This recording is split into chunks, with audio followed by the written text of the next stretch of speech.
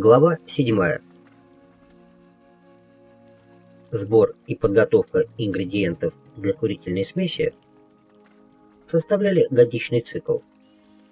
В первый год Дон Хуан учил меня всей процедуре.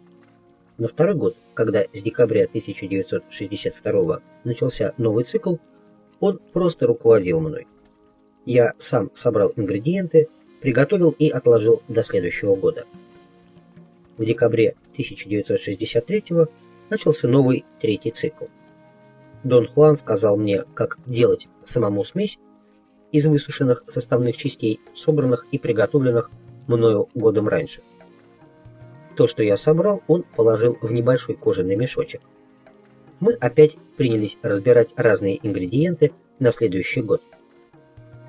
В течение года, который на это ушел, Дон Хуан редко упоминал о дымке. Всякий раз, когда я к нему приезжал, он давал мне подержать свою трубку, и вся процедура знакомства с трубкой развивалась неукоснительно по его сценарию.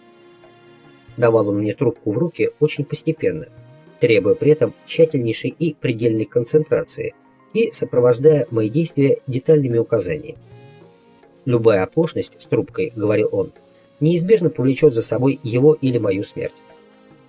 Только по окончании третьего цикла сбора и приготовления смеси Дон Хуан впервые заговорил о дымке как о союзнике. Понедельник, 23 декабря 1963 года. Мы возвращались на машине к нему домой после сбора одного из необходимых составляющих смеси – желтых цветов. Я заметил вслух, что в этом году мы не следуем тому порядку в сборе составных частей, которого придерживались ранее.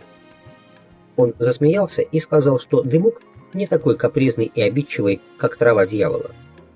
Для дымка не важен порядок сбора составляющих. От того, кто готовит смесь, требуется только аккуратность и точность. Я спросил, что мы будем делать с той смесью, которую он приготовил и передал мне на хранение. Дон Хуан ответил, что она моя, и добавил, чтобы я с нею не тянул. Я спросил, какова обычная доза.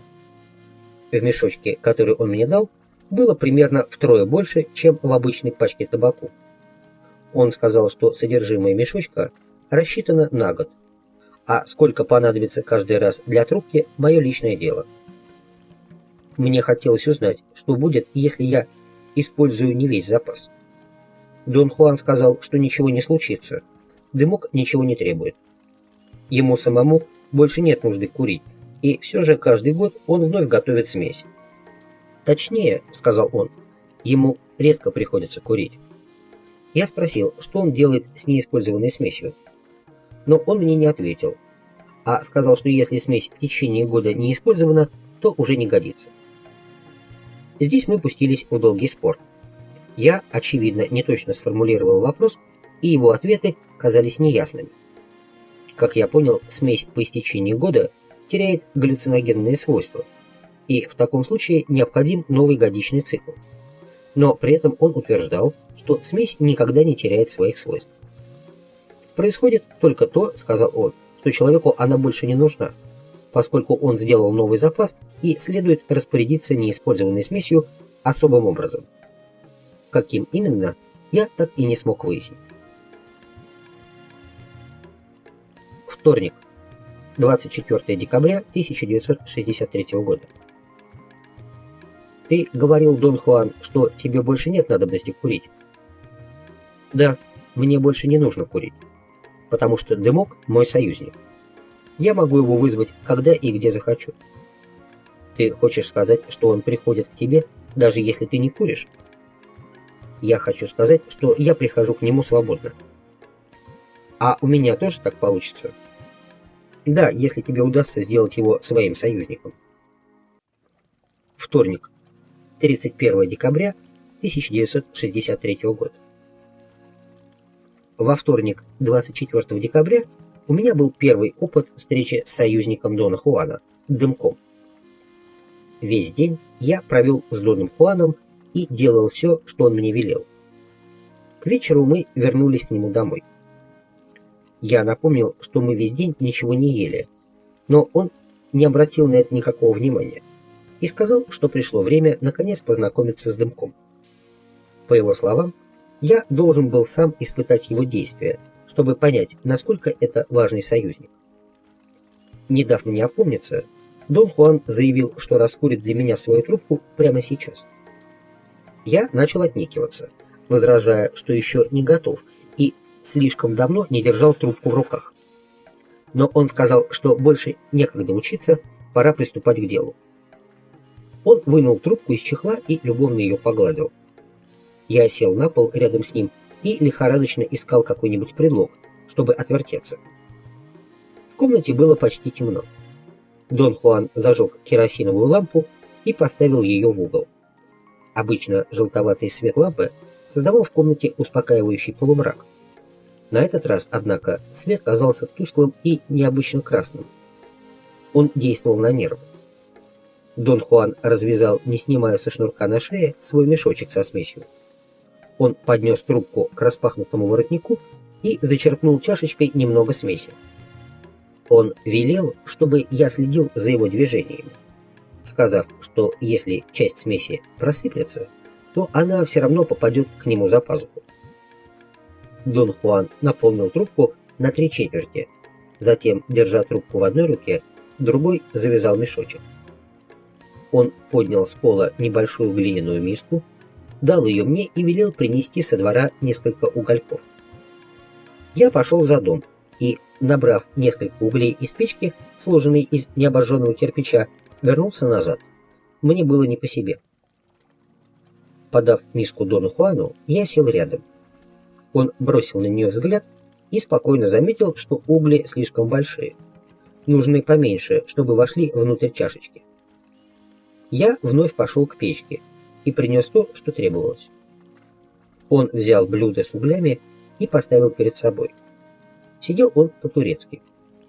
Взглянув на меня краем глаза, он наклонился вперед, так, что почти коснулся углей подбородком, и, держа трубку в левой руке, неуловимым движением правой, схватил пылающий уголек, положил его в чашечку трубки и выпрямился.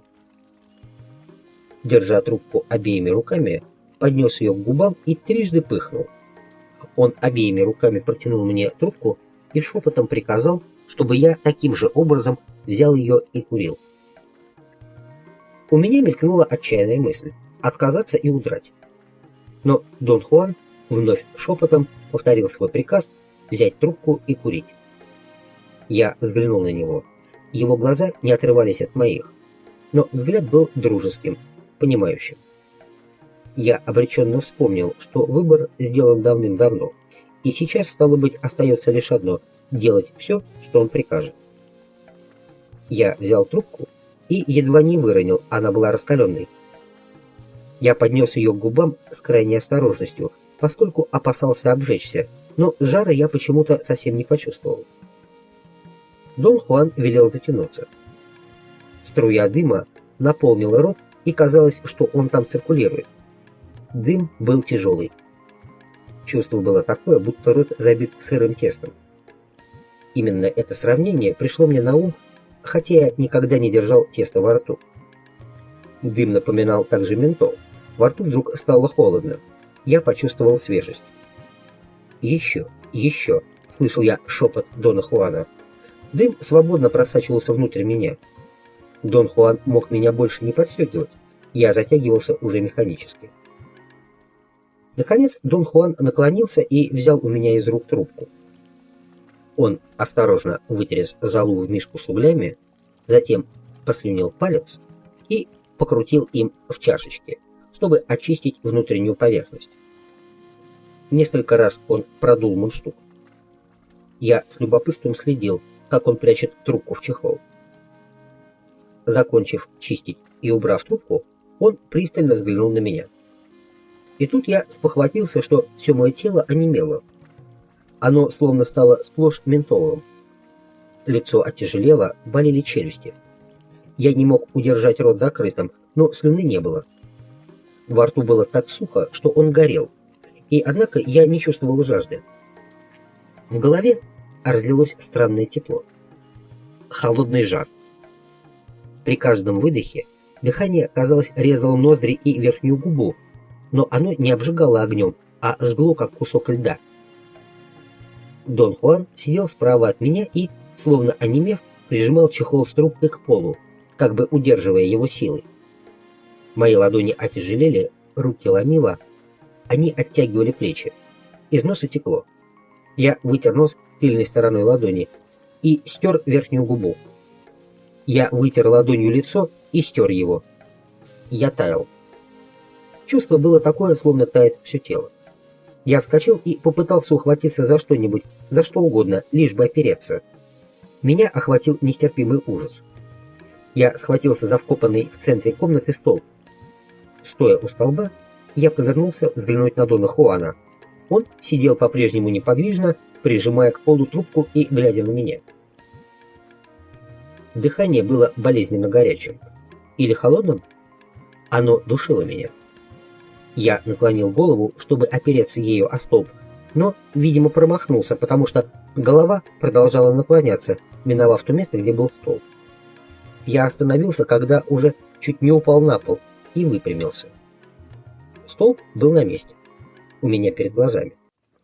Я снова попробовал прислониться к нему головой. Я старался контролировать себя и не отвлекаться.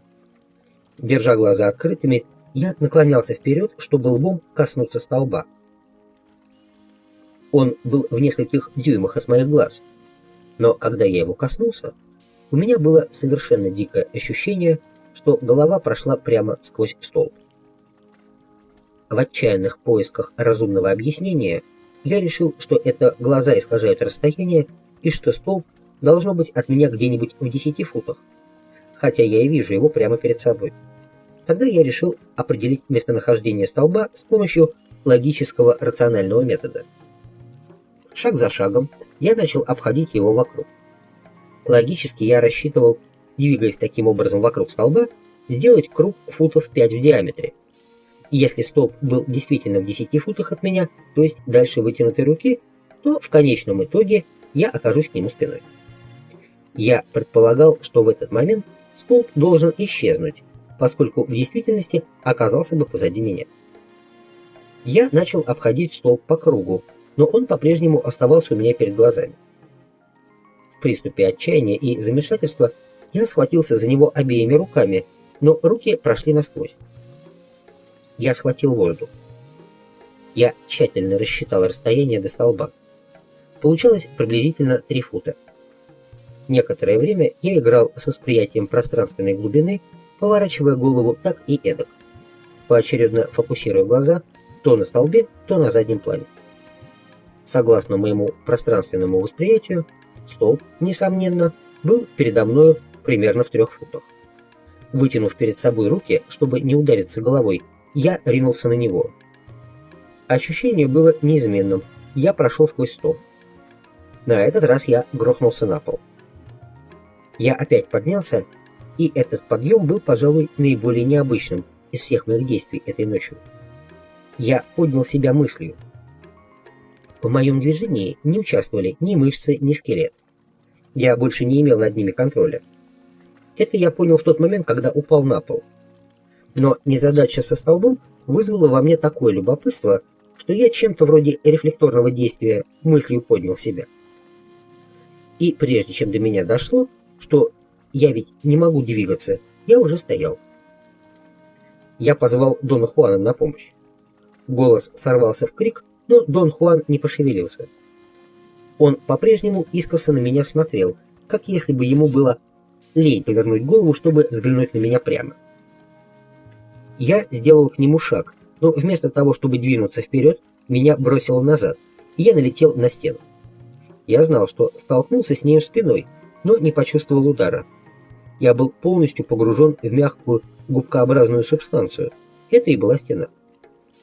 Руки были разбросаны в стороны, и казалось, что все мое тело медленно тонет в стене. Я мог только смотреть вперед в комнату. Дон Хуан все так же смотрел на меня, но не делал никаких попыток помочь. Я сделал отчаянное усилие вырваться из стены, но тело лишь тонуло все глубже и глубже. В неописуемом ужасе я чувствовал, что губкообразная стена смыкается на моем лице. Я попытался закрыть глаза, но они не закрывались. Не помню, что было дальше, но вот передо мной совсем близко оказался Дон Хуан. Мы были в соседней комнате. Я видел стол и огонь в очаге. Краем глаза я различал в окне изгородь возле дома. Видел я все очень ясно. Дон Хуан принес керосиновую лампу и подвесил ее к потолочной балке.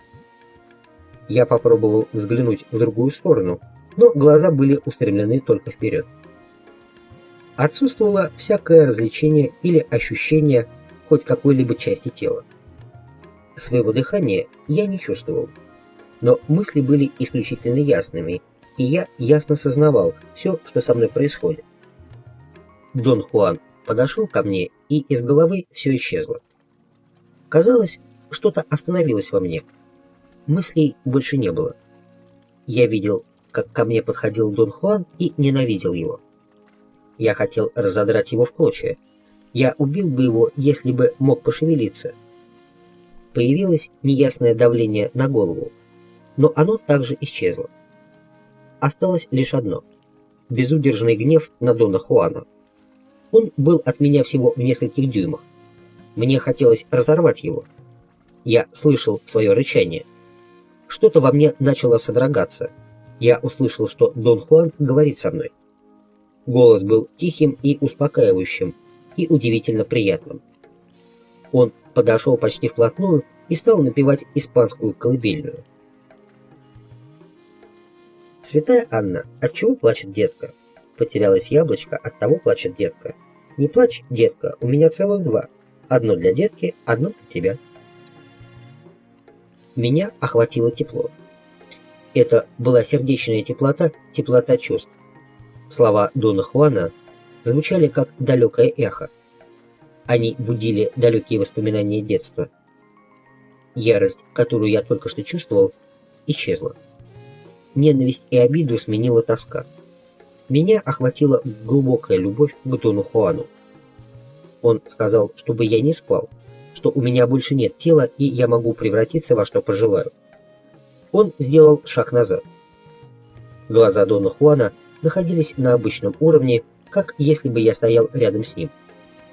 Он протянул руки и велел войти в них. То ли я двигался вперед, то ли он подошел ко мне ближе. Его руки были почти у меня на лице, на глазах, хотя я их не чувствовал. «Войди мне в грудь», — услышал я его голос. Я почувствовал, что он растворяется во мне. Ощущение было такое же, как со стеной из губки. Его я уже не различал. Глаза были очевидно открыты, потому что я видел вспышки света на красном фоне. Точно я смотрел на свет сквозь сомкнутые веки. Затем опять включились мысли. Они вернулись бурным потоком картин. Лица, пейзажи, картины хаотически появлялись и исчезали. Это было похоже на стремительный сон, где картины с сумасшедшей скоростью перебивают друг друга. Затем поток мыслей начал убывать и вскоре исчез совсем. Осталось лишь чувство любви и счастья. Я не мог различить никаких очертаний или перепадов в освещении. Внезапно я был точно вытолкнут. Это было отчетливое ощущение, будто меня откуда-то подняли. И я был свободен, я двигался с невероятной легкостью и скоростью. То ли по воде, то ли по воздуху. Я плавал, как угорь. Я извивался и крутился, и взмывал и опускался, как пожелаю. Я почувствовал, что подхвачен мощным холодным ветром и начал скользить, как перышко, качаясь вперед-назад, как маятник. Вниз и вниз и вниз. Суббота, 28 декабря 1963 года. Вчера я проснулся в конце дня. По словам Дона Хуана, я беспробудно проспал почти 2 суток. Голова была тяжелая. Я выпил воды, и мне стало нехорошо. Навалилась усталость, невероятная усталость, и после ужина я снова лег спать. Сегодня я уже чувствовал себя полностью отдохнувшим и принялся обсуждать с Доном Хуаном свой опыт. Полагая, что ему вновь потребуется подробный пересказ, Я начал описывать свои впечатления, но он меня остановил и сказал, что в этом нет нужды. Он сказал, что в действительности я ничего такого не совершил, и почти сразу заснул, потому и говорить не о чем. А как же с тем, что я пережил? Разве это совсем не важно? Нет. Если с дымком, то не важно. Со временем, когда ты научишься путешествовать, тогда и поговорим. Сначала ты должен научиться проникать внутрь вещей. Как это проникать внутрь вещей? Ты что, забыл? Ты вошел в стену и прошел сквозь нее. А по-моему, в действительности я сошел с ума. Нет, ты не сошел с ума. А когда ты курил впервые, Дон Хуан, с тобой происходило то же самое? Нет, у меня было по-другому. Мы с тобой разные. А что с тобой было? Дон Хуан не ответил. Я задал этот вопрос другими словами.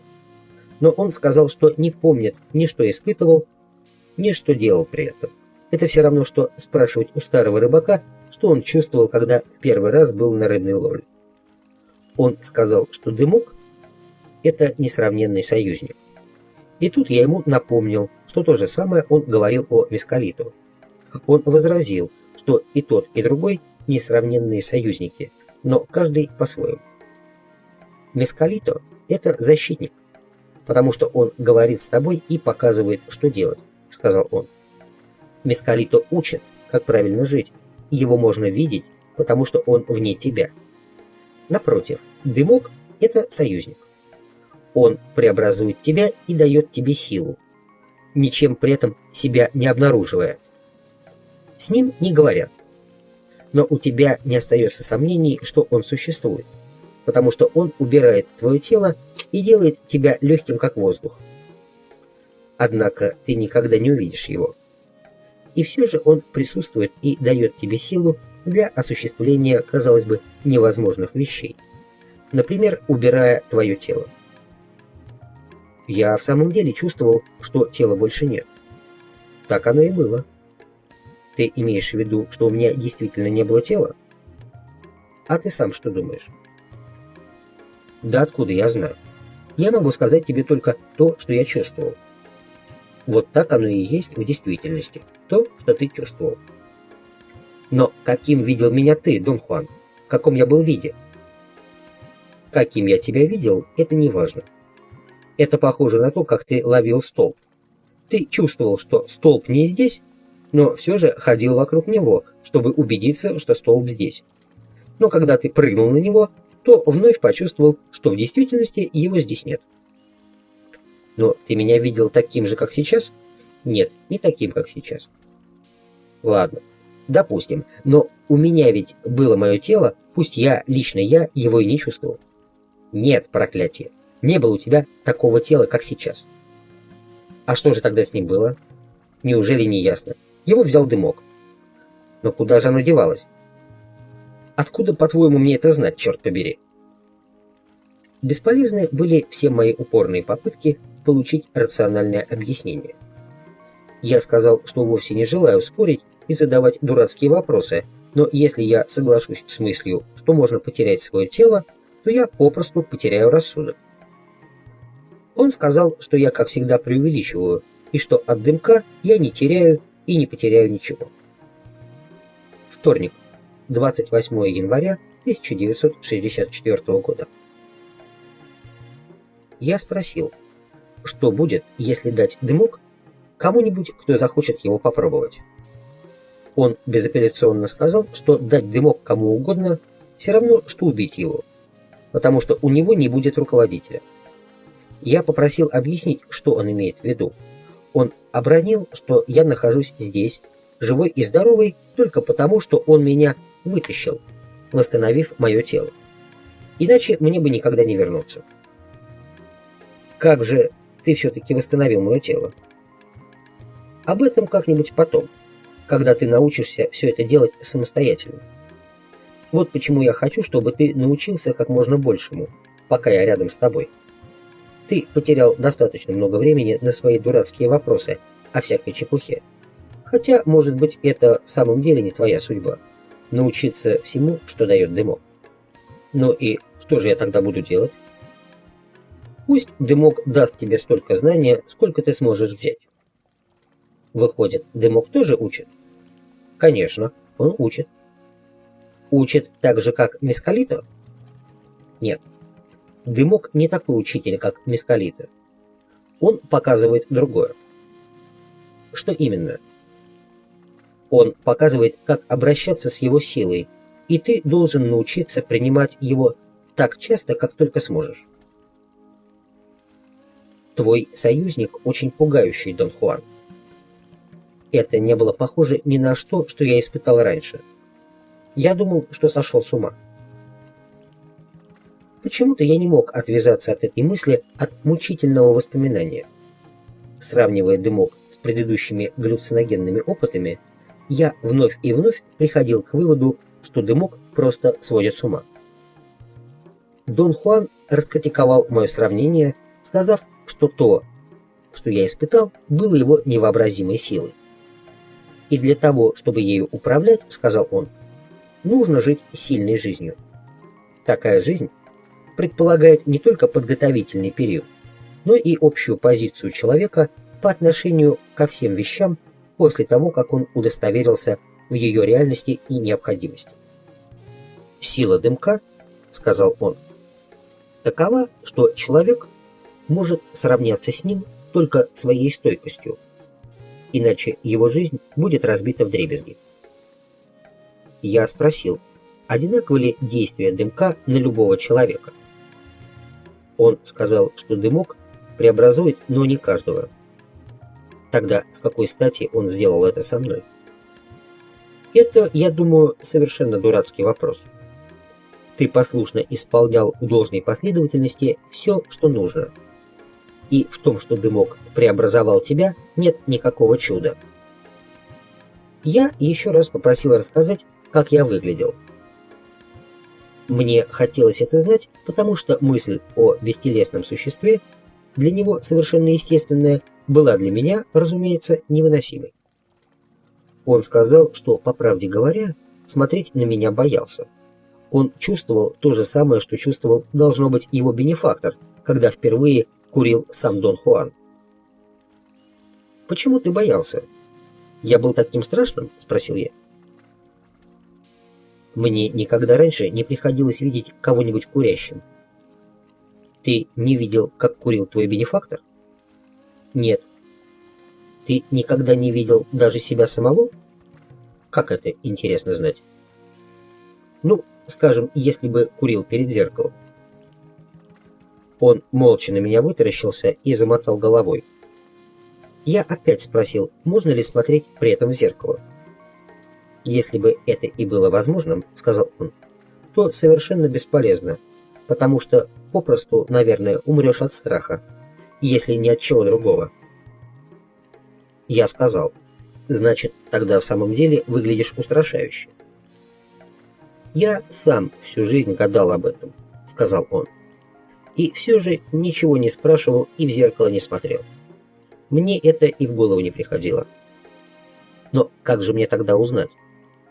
Надо ждать, как ждал я, пока не передашь кому-нибудь дымок. Конечно, если когда-нибудь его освоишь. Тогда и увидишь, как при этом выглядит человек. Таково правило. А если я, скажем, буду курить перед фотоаппаратом и сам себя сфотографирую? Не знаю. Но думаю, что дымок обратится против тебя. А ты, похоже, находишь его столь безобидным, что считаешь, будто с ним можно играть. Я сказал, что не собираюсь играть.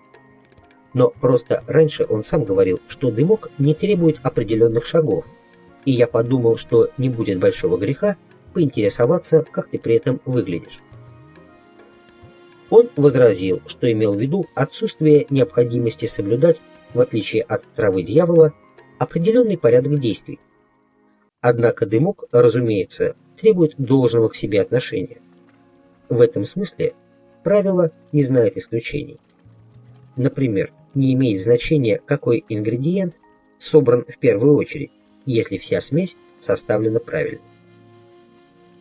Я спросил, не будет ли вреда, если я расскажу кому-нибудь то, что пережил. он ответил, что разглашению не подлежит следующее: как готовить и использовать курительную смесь, как себя вести и как возвращаться. Все остальное неважно.